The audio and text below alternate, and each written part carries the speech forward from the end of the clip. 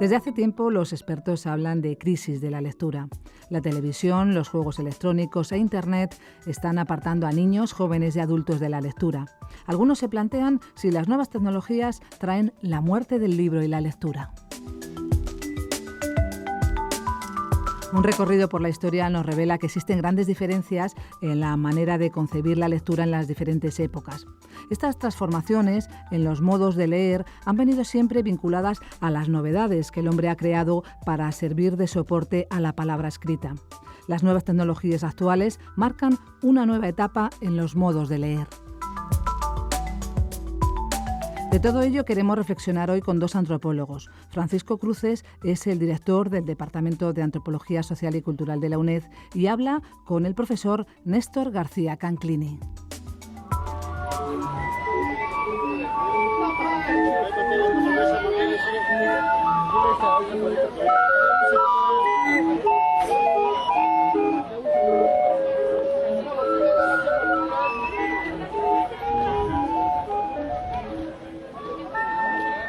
Muy buenos días, estamos en el estudio de la radio de la UNED, pero cantan los pajaritos y suenan los organitos de San Ángel, Ciudad de México, porque estamos con un habitante ilustre de ese barrio, de esa colonia, Néstor García Canclini. Buenos días.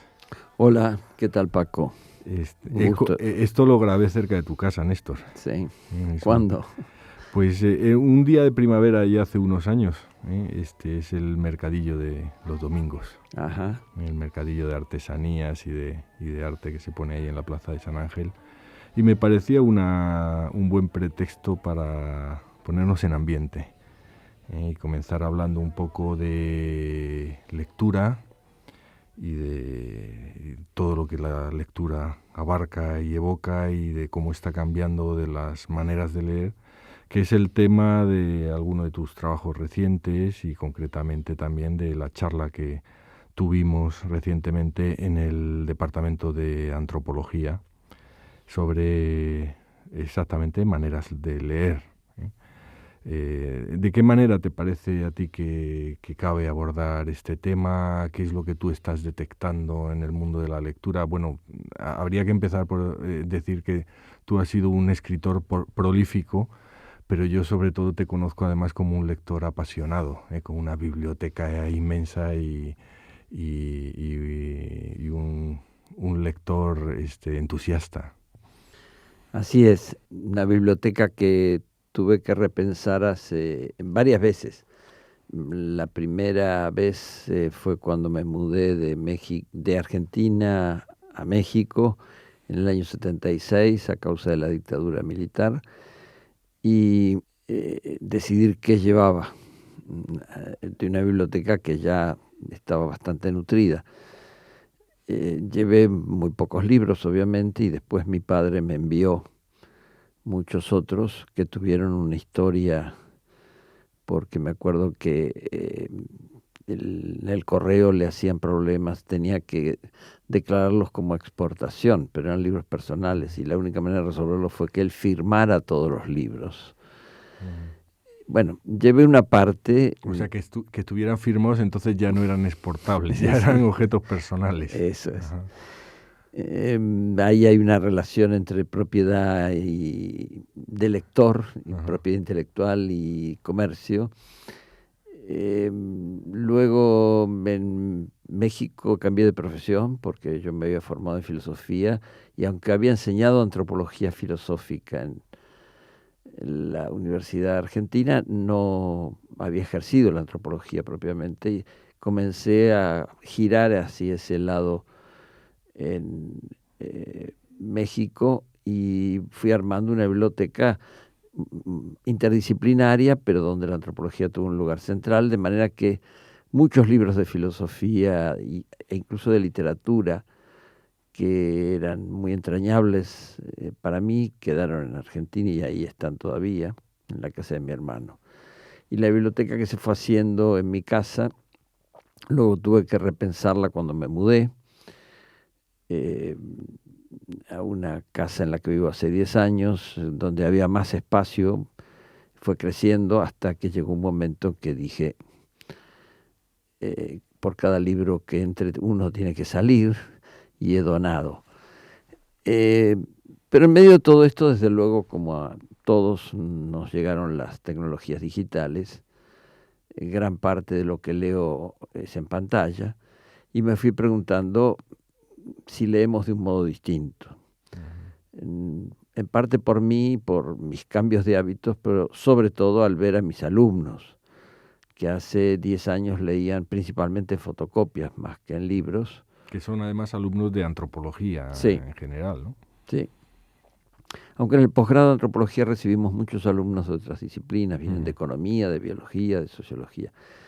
Pero yo veía que ellos leían sobre todo en fotocopias. Hasta que un día, hace unos 5 años, comenzaron a pedir PDFs y links para vincularse en la red. Las fotocopias fueron desapareciendo. Y la pregunta es, ¿qué cambios se producen al leer en pantalla? Yo creo que hay muchos. Uno es la muy conocida intertextualidad, que saltamos de un texto a otro, encontramos una palabra que no conocemos o un autor que nos resulta apenas nombrado alguna otra vez y queremos saber más de él, o qué pensó después de ese artículo que estamos leyendo. Y por lo general no buscamos en un diccionario, no nos levantamos del asiento, sino que en la pantalla misma encontramos un sitio de YouTube donde ese autor dio una conferencia, le hicieron una entrevista, artículos más recientes, y se establece todo un juego de búsquedas. Una deriva que queda muy reflejada en la metáfora de la navegación, ¿no? Así es. Que ahora, si la lectura era seguir por un camino con un cierto sentido de disciplina laberíntica, ¿no? Sí. Y de hecho la metáfora borgiana era la del laberinto, sí. Y ahora estamos más bien en esta noción del navegar en un océano de informaciones, ¿no? Y no volver a pasar por el mismo sitio 2 veces. Pero también hay algo de laberinto todavía, porque navegar sugiere ir de un puerto a otro. Uno sale casi siempre cuando navega con un destino prefijado. Y en la red lo que hallamos es que hay múltiples caminos, derivas, cambios de rumbo. Nos atrae más algo que parecería secundario. Y a su vez eso nos enriquece, nos incita a pensar de otro modo, a relativizar lo que parecía la ruta principal. ¿Y no hace eso más superficial en cierto sentido el tipo de lectura? Aquello que Bourdieu llamó el fast reading, ¿no? No soy apocalíptico en ese sentido.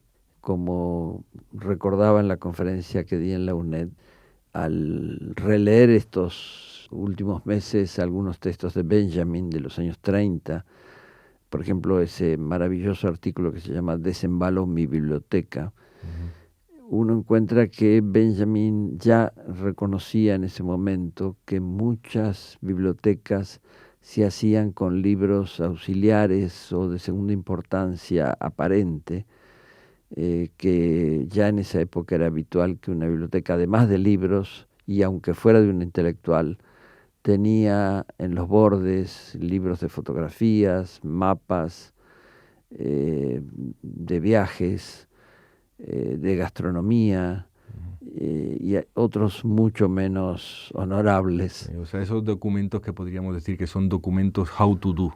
Así ¿no? es. Estos que uno apropia porque son más cartográficos, ¿no? que conceptuales, ¿no? Y porque no solo necesitamos leer libros, también revistas, cómics. Entonces me parece que lo que ha hecho la red digital es acentuar la oferta, darnos más oportunidades de movernos entre niveles, senderos distintos de la lectura, del conocimiento, del entretenimiento, y mezclarlos. Aunque tú también señalabas que esta nueva economía de la lectura y del conocimiento en la red también tiene sus peligros, ¿no? O su lado oscuro, por así decirlo, ¿no? En la concentración por ejemplo, pues de poder de algunas de los actores que empiezan a moverse en la red, ¿no? Monopólicos, oligopólicos. Sí, hay una cierta horizontalización en la circulación del saber, de la información y del entretenimiento. Es mucho más accesible para los que no pueden ir a comprar un libro a una librería o traérselo del extranjero, pero también es cierto que hay procesos ya de concentración económica en figuras como Google o Amazon que están dirigiendo la búsqueda hacia los lugares que a ellos les parece más valiosos, por lo general desde el punto de vista comercial, o que tienden a la redundancia, a la repetición. Esta historia de que cada vez que compramos algo nos documentan como por nuestras preferencias, por nuestros gustos, y luego nos mandan más información de lo mismo, hace que a veces sea difícil salirse de la ruta que uno ha venido siguiendo. O sea que de alguna forma involuntariamente uno se convierte en un activo de estos buscadores, ¿no? Es decir, Es un colaborador gratuito. ¿Tú dirías que seguimos viviendo en tiempos de biblioteca o de bibliotecas o no? ¿O esto ya ha pasado, esto que estamos hablando de la biblioteca de Benjamin o de la tuya propia, ¿no? Con los libros firmados, marcados en papel, ¿no? Con sus olores a tinta vieja, ¿eso está pasado de moda o qué es lo que habría que pensar del futuro de...? Como casi siempre en los cambios de tecnologías culturales no hay una sustitución total de un medio por otro, así como el cine no hizo desaparecer el teatro, ni la televisión extinguió la radio. Me parece que va a seguir habiendo bibliotecas, pero como últimamente se ha visto en muchas bibliotecas, por ejemplo, ahora hay un debate en Nueva York sobre la biblioteca pública, que tiene millones de libros en consulta bastante abierta en su propio edificio central. Van a ser desalojados la mayoría para crear sitios de convivencia, de Wi-Fi. Va a haber un poco de libros, pero muchos van a tener que ser pedidos fuera de Manhattan, porque los van a llevar a otro depósito, y la relación se va a volver más distante, ya no del lector que recorre anaqueles, estantes, sino del que se informa digitalmente de lo que existe y apuesta a que un cierto libro, sin verlo, le va a interesar. No me parece mal que la biblioteca se reconceptualice como un lugar de convivencia, de diálogo. La idea de la lectura silenciosa y absolutamente individual es una idea moderna, de corto tiempo, y muchas veces en la historia la lectura ha sido colectiva.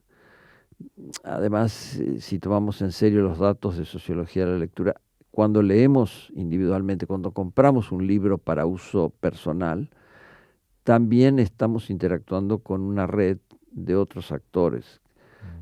El autor en primer lugar, los editores, los libreros, los críticos, los profesores que nos dieron esa tarea de leer ese libro, y así muchas recomendaciones que surgen y se configuran socialmente. Tú lo llamaste muy bonito en la conferencia, hablabas de conversaciones, ¿no? Sí. O sea que esta idea de que leer es conversar de alguna forma recupera toda esa dimensión polifónica, ¿no? del hecho de la lectura, que nunca es una lectura en soledad, en apariencia sí, pero es también un medio de reconectarse también. Sí, no hay que ver como disyuntivo la lectura solo en la casa o la lectura social. Tenemos la posibilidad de estar solos y gozar la lectura en silencio, que creo que también es una fuente de placer, y a la vez leemos mejor si somos conscientes de las maneras por las que hemos llegado a ese libro y lo que la lectura nos puede significar después para contarlo en una conversación de amigos, para usar esa información o esos chistes o esas ocurrencias o esas ideas fuertes que encontramos en los libros en la vida social. Si te parece, vamos a dejar para más adelante, pues me gustaría retomar la idea de la lectura como pasión y como goce, y también un poco la pregunta de por qué leer, por qué es importante leer. Pero antes quería volver sobre la cuestión de la Biblioteca de Nueva York que estabas comentando, ¿no? Esta idea de un nuevo formato de biblioteca mucho más centrado en la búsqueda, en la convivencia, digamos sería una biblioteca más abierta, ¿no? Más porosa al contexto, al entorno urbano donde está, ¿no? Actividades. Y a otras prácticas sociales que no son estrictamente leer en papel. Como qué, como tomar café o... La idea de la lectura como conversación ya pone en escena ese juego de diálogo que en gran parte motiva que leamos libros. Porque tú comentabas también en la conferencia que diste, por ejemplo, la presencia de grupos juveniles pues que bailan o que hacen música o que leen cómic o que digamos que hacen otras actividades, y la posibilidad de que las bibliotecas también alberguen ese tipo de actividad cultural, ¿no? Hay una biblioteca en México que se está transformando, una de las bibliotecas nacionales que existen, que está en la Ciudad de México, en el norte, una zona poco equipada culturalmente, y que en los últimos meses, con un nuevo director, está abriéndose a grupos que antes no eran tenidos en cuenta. O sea, los directores tendían a pensar la biblioteca como un lugar de consulta, en silencio. Muchos estudiantes que iban a hacer sus tareas escolares, a buscar los libros que no tenían. Y este director se dedica gran parte de las horas de su trabajo a recorrer la biblioteca y conversar con los lectores. Y así encontró las motivaciones muy diversas, muy heterogéneas por las que visitan el lugar. Y también encontró grupos de jóvenes tatuados que se reúnen a hablar sobre tatuajes, jóvenes que van a practicar danza y reflejarse en las grandes puertas de cristal que les dan un espejo desde la biblioteca de lo que ellos están haciendo, y a veces entran en la biblioteca ya que están ahí. Otra de las tareas que él ha hecho es empezar a colgar cuadros, pero no para hacer una exposición dentro de la biblioteca, sino para que los cuadros remitan a través de cédulas muy bien elaboradas, distintas que en un museo, a la información de los temas, del autor de esa obra, de otros conductos que pueden vincular desde el interés visual con lo escrito. O sea que de alguna forma la biblioteca que viene va a ser una no biblioteca o una no solo biblioteca. No solo biblioteca, una biblioteca reformulada. Néstor, y por cerrar esta conversación, ¿qué importancia tiene la lectura? ¿Es realmente tan importante? Porque si la pensamos como conversación, a lo mejor lo importante es conversar por el medio que sea. Sin duda, históricamente la oralidad y la visualidad también han formado parte central de la cultura. No es una innovación de la época de los medios audiovisuales masivos. Y lo que podemos encontrar hoy en la lectura es algo que nos acompaña conceptualmente para gozar otras formas de interacción con los demás. Pues con esa invitación a gozar con los demás nos despedimos y muchas gracias, Néstor. Gracias a ti y a la UNED.